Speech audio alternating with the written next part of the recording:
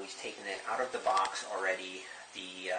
Just so you know, the best way to take it out of the box, if you can't lift it out, just lay the box down flat on the ground and slide the chair out, and then remove all of the packing components that go around it, and you'll be left with what looks like this right here.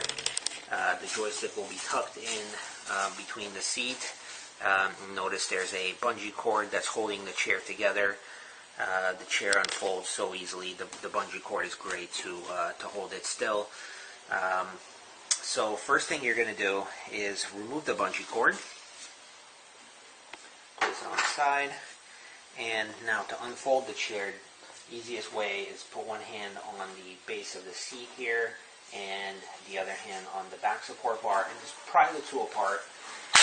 You'll hear the chair open up, and clicking noise will let you know that the chair is fully unfolded. If you have any doubt, just push them apart like so. Then the next thing you're going to do is unwrap the joystick.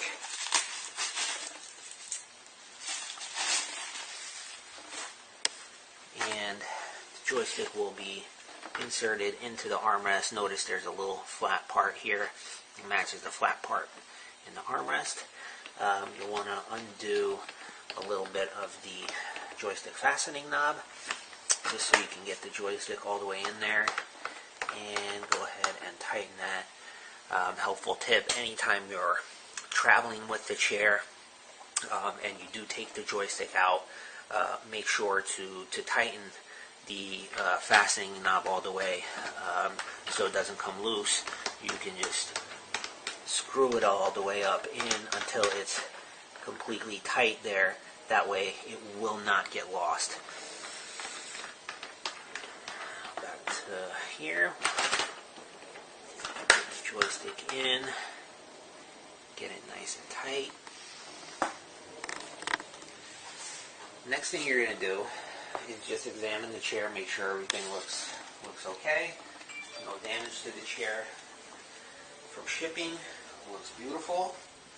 And next you'll go into here, the compartment underneath the seat, the footrest, fold it down and then out. You'll notice this strap here. This can be used to help secure your feet if you require that kind of thing. Otherwise, you can actually remove it. For most people, it's actually not useful at all. So you can just put that off to the side.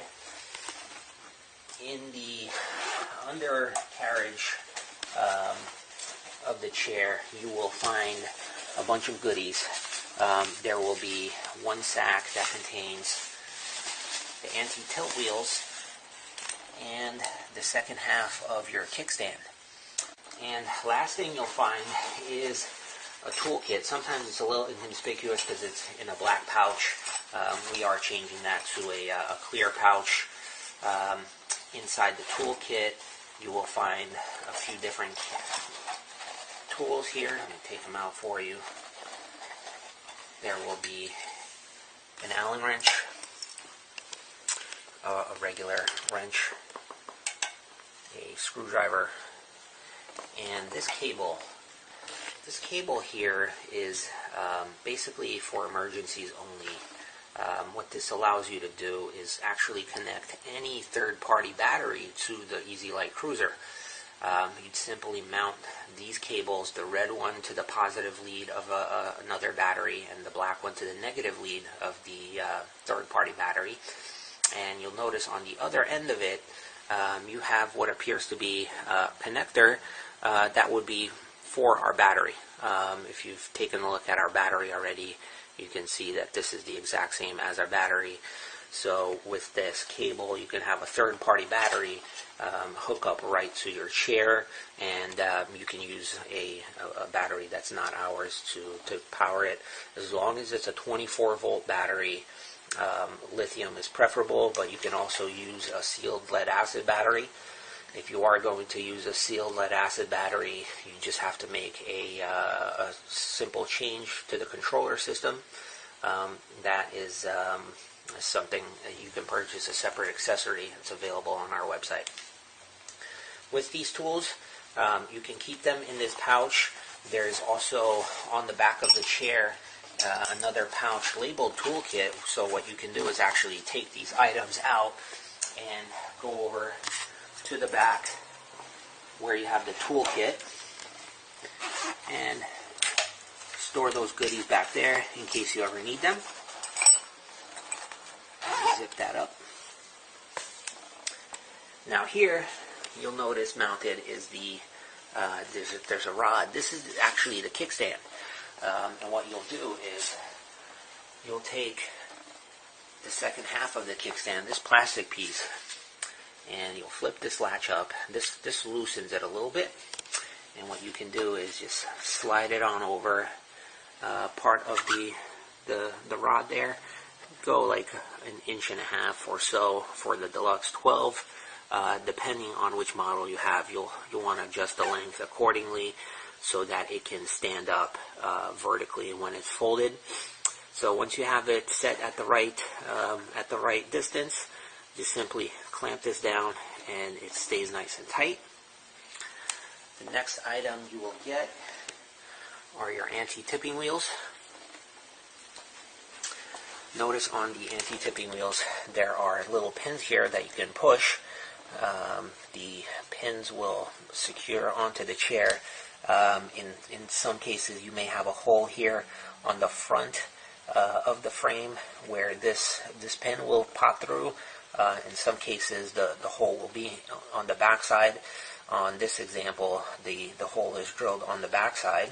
So you'll simply take your anti-tilt wheel, insert it part of the way, and as you do, push down on that little pin and you'll notice it pop into place.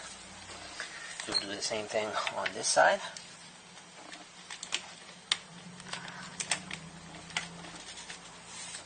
Get a better angle.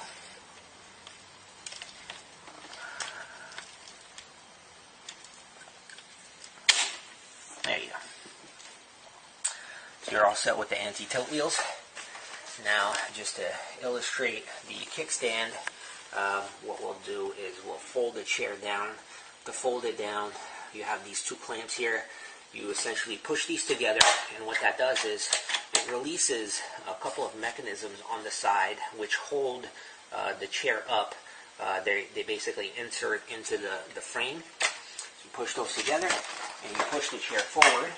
Once you start pushing it forward, you can let go of the those clamps, and once it starts coming together, just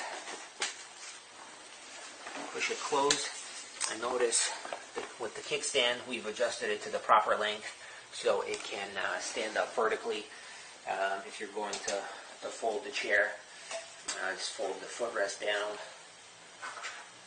Take your bungee cord, secure it here, and you can also dismount the joystick. Safest place to put it is here between the cushions so nothing goes wrong with it. If you want to get the chair really nice and tight, you can also use this bungee cord and wrap it around a second time. Maybe a little difficult, but this really will hold it nice and tight. And while we have it folded up, we can illustrate some lifting. Best place to lift by are always going to be solid metal bars. You don't want to lift by anything plastic that's going to break. One way to do it is lift with one hand on this bar here and the other hand firstly at the top of the back support bar. And once you get at this height, you can grab it from the bottom. It's another bar there. Either of these two bars would be acceptable to hold it on to for lifting.